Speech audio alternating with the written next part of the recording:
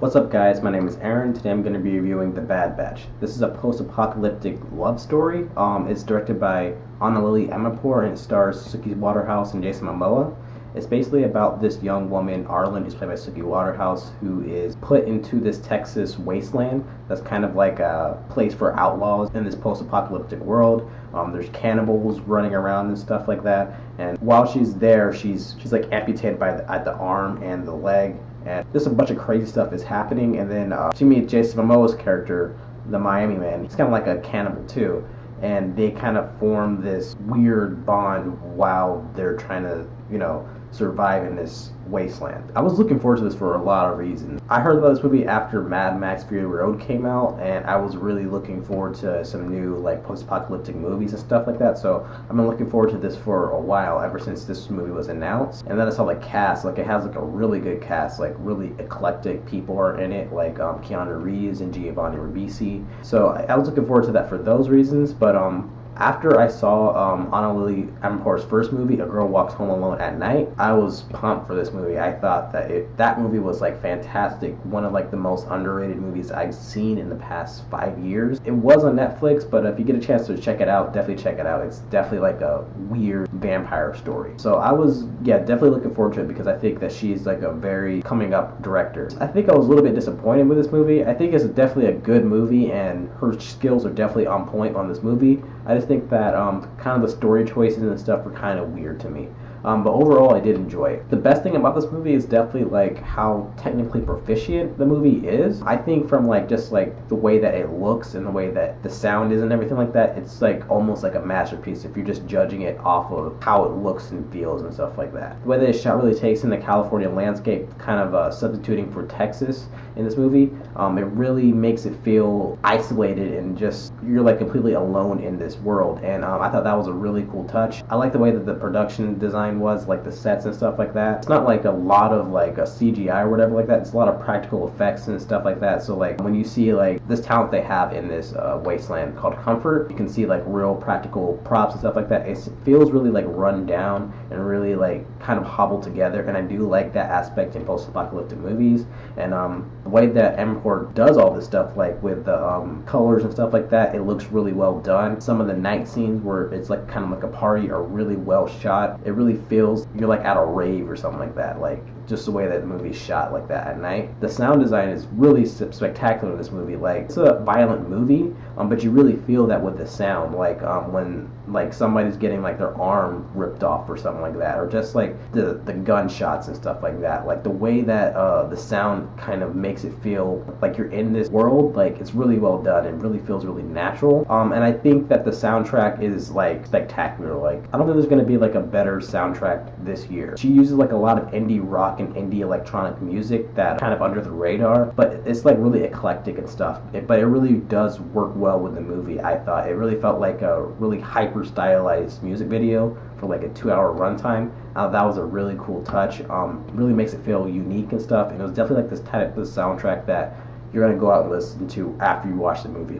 There's just a lot of songs there that I was just wow, this is a good song. There wasn't any bad songs to me that I heard in the movie. So yeah, definitely the production aspect of it is really well done, and it really showcases the work that she did on her first movie, and it's just kind of done on a bigger budget with this movie. I think in a movie like this, a post-apocalyptic or a dystopian movie, you really have to have interesting characters to kind of flesh out this world, and this movie kind of does that too. Giovanni Ribisi, a really good character actor in the past and stuff like that. He plays this kind of zonked out of his mind homeless dude that just kind of wanders around and stuff. And I think that Giovanni Ribisi really commits to that role, and he just really feels like a random hobo that you'll see just out on the streets or whatever.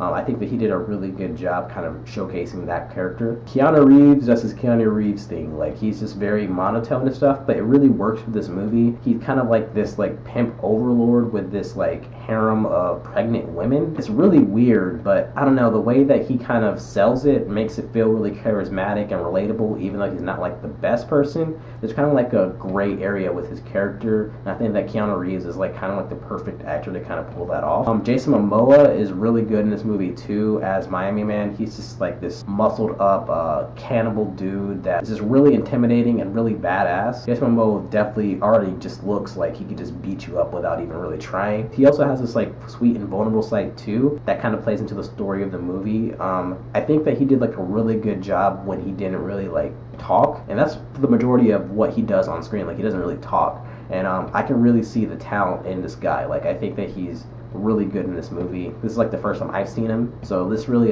builds well for me, like going for like the Aquaman movies and stuff like that. There's a pretty big name that's in this movie too that I don't really want to spoil. That person is like a hobo with a heart of gold, and I thought that person did a really good job. Definitely check out for that person, because you'd kind of be like, what the heck, why are they in this movie? But they're really good in this movie, and I thought that they did a really good job. I like the tone of the movie too. It's like bananas, crazy, like anything can really happen in this movie. There's really no rules or anything like that. It really feels kind of cannibalistic, but like cool at the same time. She really kind of rides that line really well. It kind of reminds me of like Quentin Tarantino movies or something like that, where like she's kind of doing like the super violence and bloody stuff, but then she's going with like just the cool atmospheric stuff too. Like, I don't think that a lot of directors can kind of pull off those different modes, but I think that she can with this movie. And the movie's really funny too. Like, there's a lot of good like physical comedy and like visual gags that I like in the movie. What I kind of my major problems with the movie, I felt like the lead character wasn't really that interesting at all. I don't think that she was really written all that interesting. Like, it's just like kind of like a flat character who's just kind of thrown into this world, so you don't really get a lot of like motivation behind her character and stuff like that. I don't really want to judge Suki Waterhouse because this character isn't that interestingly written, but she kind of gives like a flat performance too. Combined with that kind of flat performance and then like just like the lack of motivation for why she does anything that she's doing in this world. And early on in the movie, there's like a choice that she does that kind of made it hard for me to kind of root for her. I saw like a lot of controversy about this movie about certain story choices, and I can kind of agree with the people that are kind of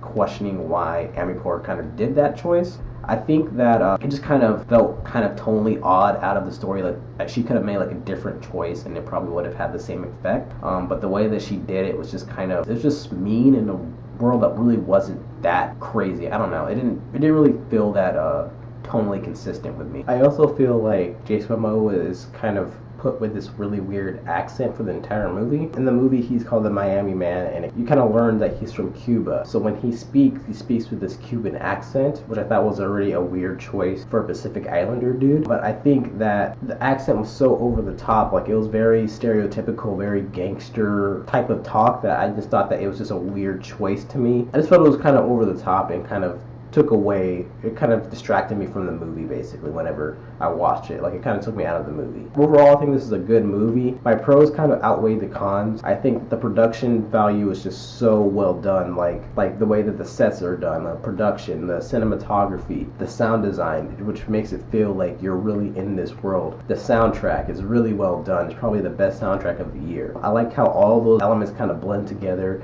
and create this really unique post-apocalyptic world, and I thought that was a really cool touch of the movie. Supporting characters are really interesting. They're not really that fleshed out, but they're fleshed out enough that you kind of want to see where these characters go from here, especially Jason Momoa's character and Keanu Reeves. I like the tone, like it's kind of over the top with the violence and stuff like that, and then it kind of goes with this like kind of sweet and tender side. It kind of reminds me of like True Romance or Wild at Heart, with the way that it kind of rides these different tones. And the movie is kind of funny too, so that's an added plus. I think that there are some storytelling choices that just kind of felt off to me about the movie and just kind of took me out of it at times. So yeah, overall I'm gonna give this a 7 out of 10.